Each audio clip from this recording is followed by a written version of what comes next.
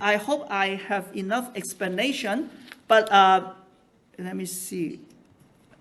Yeah, so I don't know why I still have this page, but basically the final effect is, let me draw again what happened, right? You start from this state, for example, then you will start processing.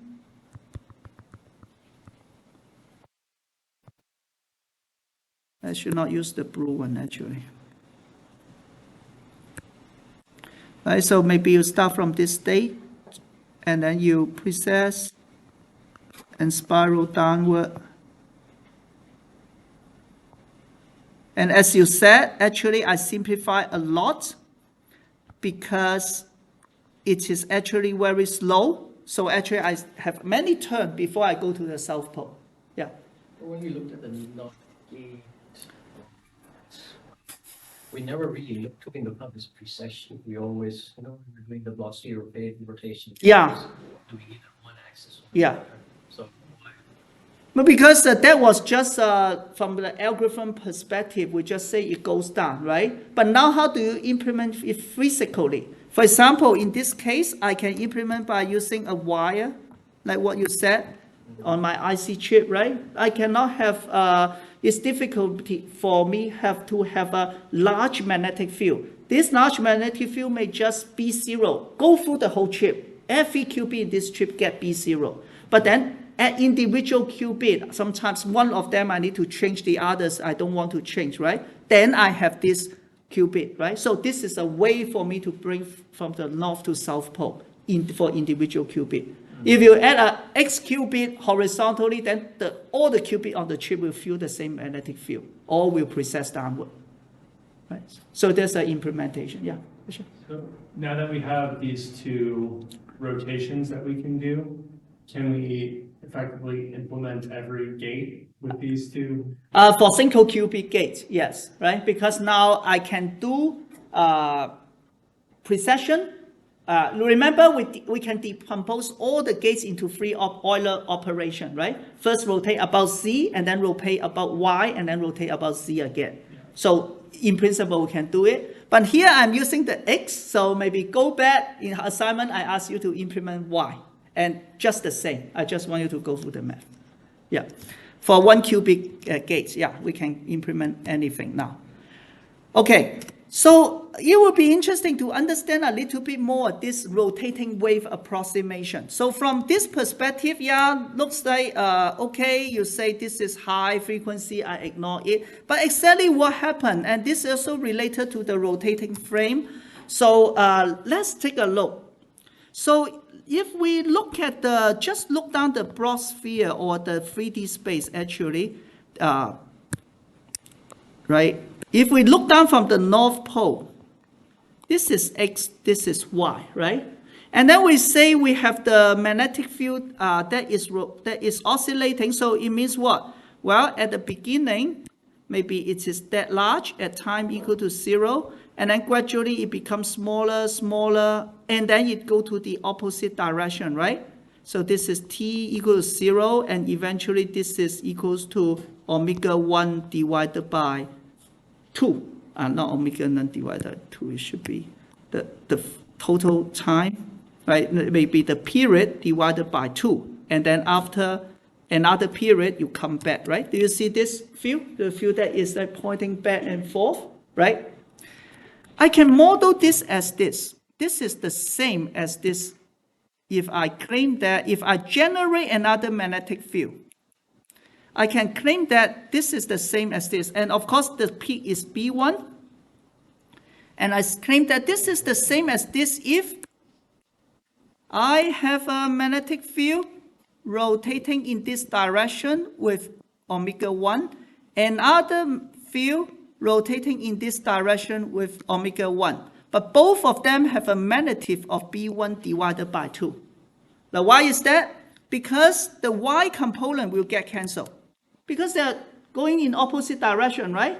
So Y, wrong, sorry. Here, actually, Y component will be there. I need to do it again. Sorry for that. Right, but the idea is the same. Right, I have these two. One is rotating here with omega 1, with omega, and it should not be divided by 2. I don't know what. Did I say that divided by 2 just now? For the frequency, it is still omega 1, right?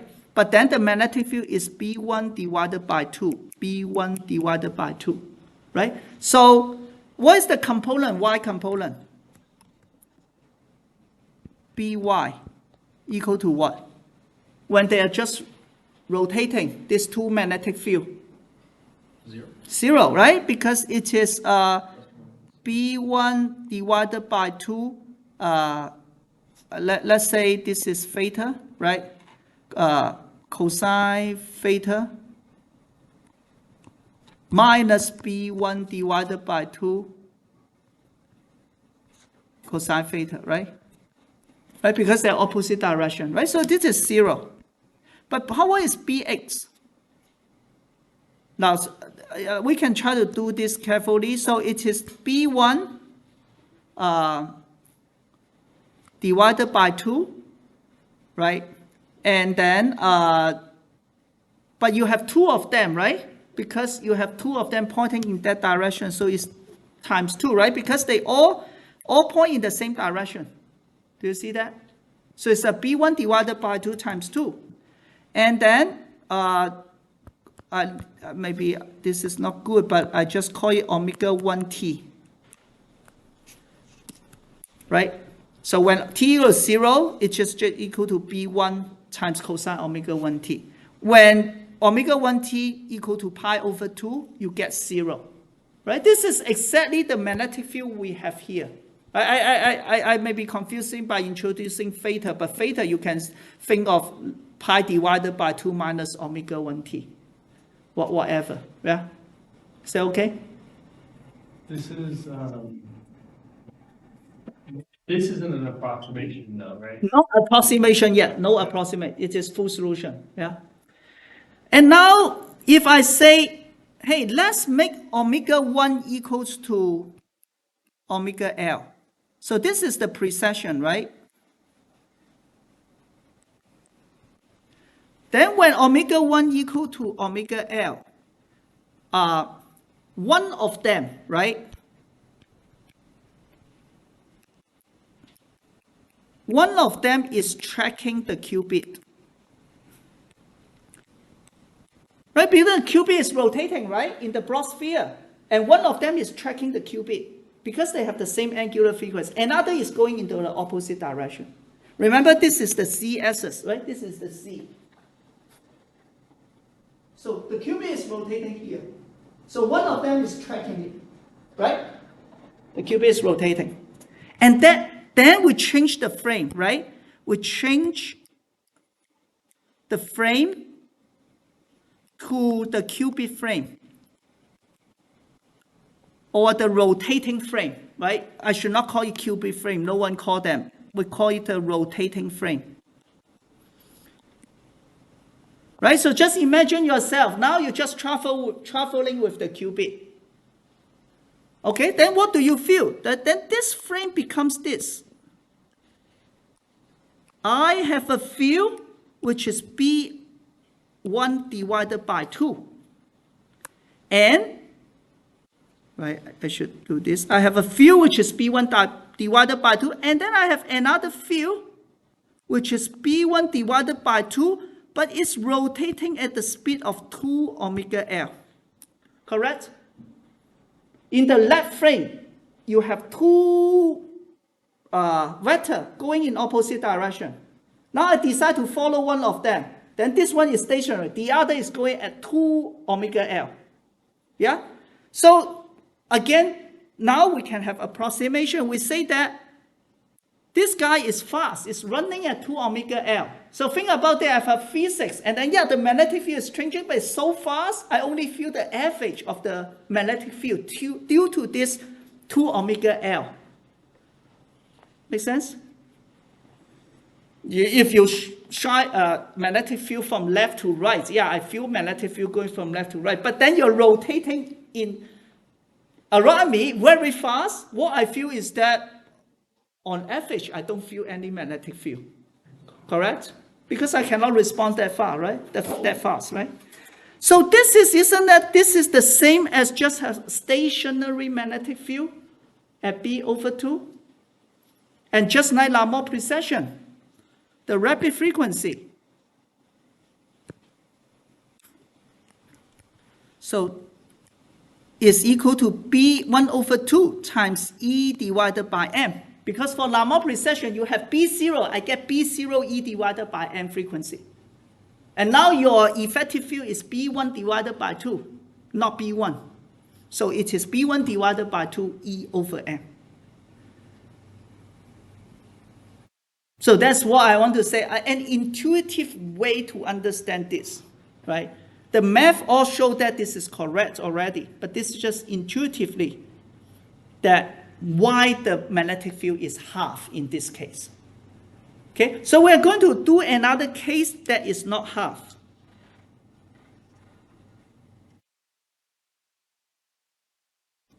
Yeah, I think I completely missed another slide. So is this okay here? Okay, so now I know I swap my my slide. So I just want to show a little bit, right? I did draw the figure, right? So what will you get if from the math perspective for this rapid oscillation? Let me just copy the equation that I got from the previous slide. Cosine omega t, right? And this omega t again is the rapid frequency, so it should be omega RT divided by 2 e to the power negative I divided by 2. And then I have negative pi divided by 2 because of the, I chose that in order to make the equation looks nice. But it's the same if you use other initial states.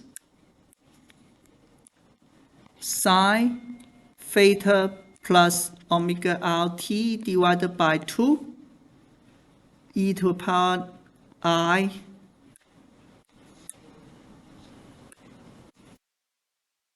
divided by 2 negative pi divided by 2 plus omega LT1. I hope you won't feel this is too lengthy or difficult, because I hope you can see that every state is a linear combination of 0 and 1, and we talked about that earlier. Is cosine theta divided by 2 times e to the power negative I2 times phi, right?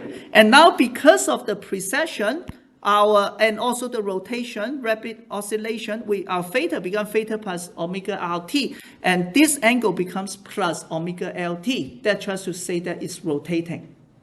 Okay? Now, so what is the probability of getting 0? Right? The probability of getting 0 equals to what? You just do an inner product of 0, right?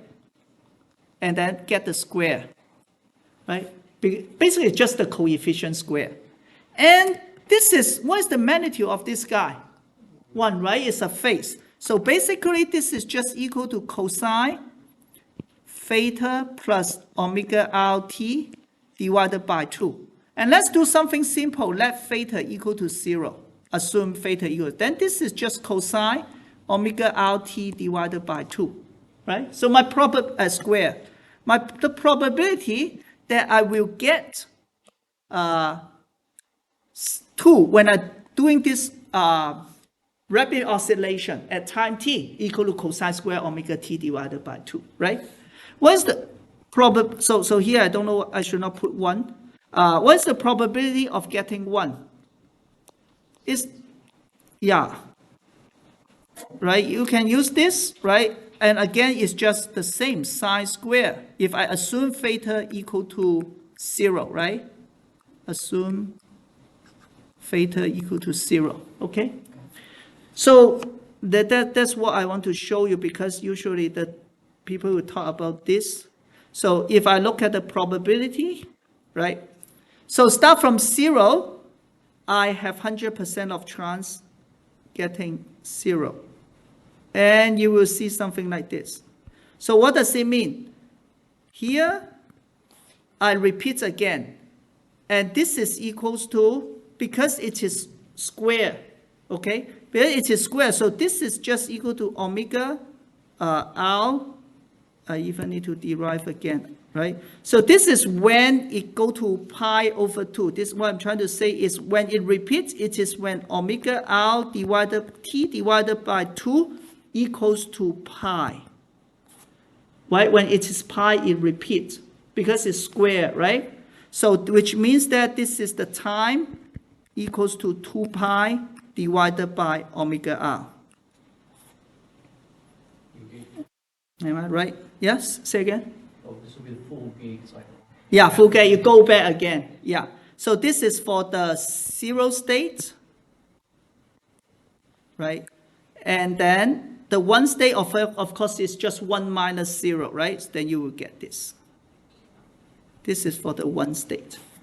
Okay, so that's the rapid oscillation. Yeah. So the rapid oscillation becomes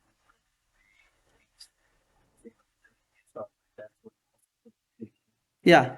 And the particular thing is this, right? The reason is it will, why you can keep rotating it. If you just have a constant magnetic field, your bit is going to go to other direction eventually because of the precession. Then you're going to rotate back, right? Because you are not in the same direction, right? You follow the right-hand rule. If your like we can think about this. If this is always in this direction, always, then when the qubit is here, yeah, you will go down, right? Because of the right-hand rule. But when you qubit, because you also precess about the z, right? Eventually you will come to the right-hand side. Then still follow right-hand rule, you will go up. Do you see that? Now, because your x direction magnetic field is oscillating, it means you are going to point to another direction. And you are actually at the same frequency as its precession frequency. So whenever you come to this state, I'm pointing at the same location. And that's why this is also called spin resonance. Your frequency of this x direction, this is the same as Lamarck's precession. So it's just like the swing. Whenever you go to this direction, I try to pull you up, right? Otherwise, you won't be able to precess downward. You see what I mean? You're confused? This is the magnetic field. If my state is here on the broad sphere, isn't that it will go clockwise, anti-clockwise? So if it is anti-clockwise, when I rotate to the other side of this magnetic field, isn't that it will bring me up? Then how can I precess down?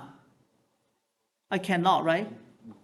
Yeah, because I'm precessing about the z-axis, right? I'm precessing about the z. So when you are here, yeah, you will bring me down, but when you're here, you bring me up again. Yeah? And the reason that it was because when you come to here, my magnetic field is pointing in another direction. That's why I will continue to bring it down. And that is called spin resonance. Okay? Okay. Yeah. The question is special operations become more Yes. get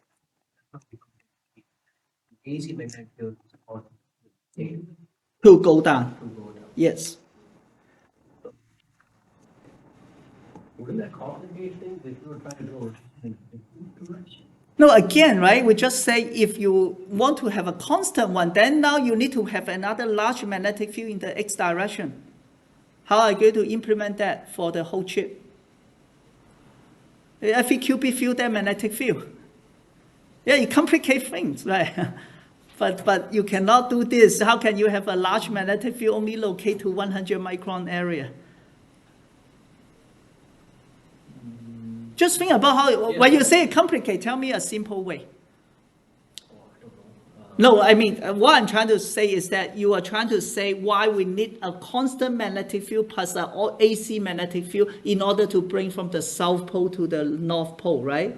That is what you're asking, right? Why we will need to have a AC in the X direction and then constant in the Z direction in order to bring the qubit from the North Pole to South Pole, right? That wasn't my question. Was okay for this example. It seems everything is done. Yeah, okay. I'm just trying to think. Let's say if you're doing it different, because the precession is natural there in the system, And let's say now, okay, so let's take an example. If you wanted to, if you want to end up on plus, you start from zero, you want to end up on plus. Now what? No, the point is this. We already decompose any rotation can be a rotation about the c-axis, right? And then about y-axis, and then about z-axis. Here I show you this fundamental. I can do rotation about the z-axis using precession. I can do rotation about the x-axis, right? By using this precession, right? This is the rotation. And now you decide what you want to do. Whatever gate you want, we can decompose into this one. But that means, okay, if you want a different gate, then you need a different DC magnetic field in a different direction, and an AC magnetic field in a different direction. You will depends on the time, right? For the precession, you use the time to control how much it precesses. You don't change the magnetic field, right? You just have constant magnetic field. And then you decide how long you want to turn on and turn off. Yeah, but then now you are actually hitting my point, saying that I'm wrong because I just told you that we want to control the individual qubit, right? So then you need to find a scheme for that, yeah. But here, just to show you that you have the flexibility. Yeah, Yeah. Guys, I need to probably think about this more. I mean, given this, I would like to think about, let's take different examples of gates we studied so far and apply all these two scenarios, the precession operation and the rotation operation, these two, and see if it's Precession is already rotation. Do not think about the process. It's just the end point. I show you that it can rotate about the c-axis already for any angle. Now we also can rotate about the x-axis. Just look at this equation for any angle. So I'm done with what I said already, right? Then you can put into the matrix that I showed you earlier. You can decompose it into the free rotation. Then you can get any gate. And whether it's effective or whatever, then it's up to you to decide, right? You may say, oh, this one, why I need free rotation? Maybe just one, I come up with a special magnetic field. That is fine, but the compilation of the circuit will be difficult. Now it just becomes just like a traditional logic, right? You say, I have this adder. Why do you want to go through so many gates? I can simplify the logic. Yeah, then do it if you can do that, right? But now I just tell you that whatever circuit you give me, I can construct using NAND gate. But maybe you say, hey, I just want a NOT gate. Why don't I just put a NOT gate? Yes, do that, right? But I just tell you that, yes, you can implement a NOT gate using a NAND gate. Yeah, that's what I'm trying to say here. We must turn off the constant V field though, right? Because otherwise you never stop the percent, you never be. Yeah. So I'm contradicting myself. I keep telling him that we do X direction because we don't want to affect other qubit, right? So. Well, the fun fact is it takes 30 minutes for the DC magnetic field. Yeah. So here actually I'm pretty wrong. Maybe I don't know the state of the art of the spin qubit, and what I'm based is just on a paper. They show that they can do the qubit, and in that paper they have a constant magnetic field just to show. See, I have the lifetime with this, with more precession or whatever. Just usually people will publish in the paper with a constant magnetic field to demonstrate. Right, but maybe nowadays people are very good already. So this is not the right framework for the qubit system, and that's why we also want to use charge qubit or others. So yeah, you are right. So all you're saying is correct. So next time when you see an expert in qubit, then you can ask how exactly they implement in the circuit. Yeah, I know that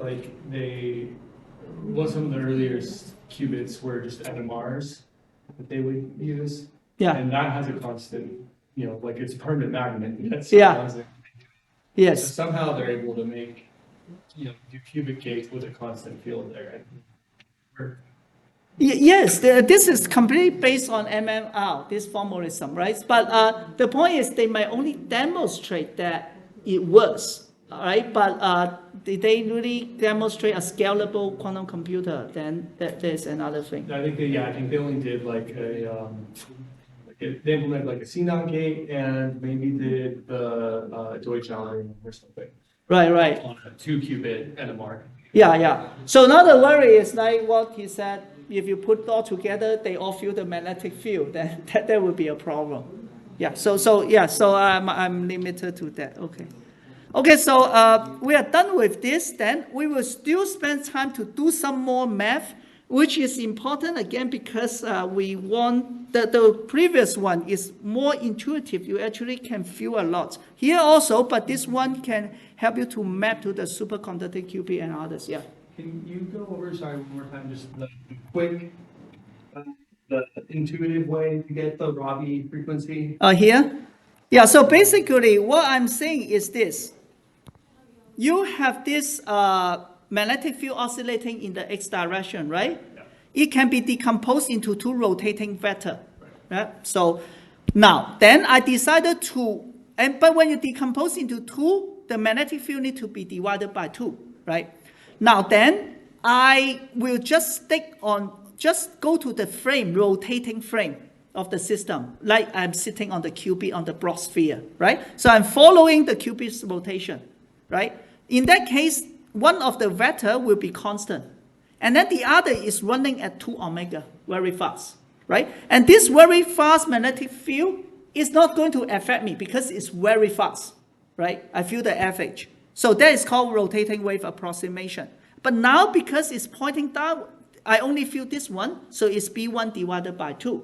And then we used what we learned in more precession. If you have a magnetic field which is B0, the frequency is B0 times E over M, the gyromagnetic ratio, right? So here will be B1 divided by 2 times E over M.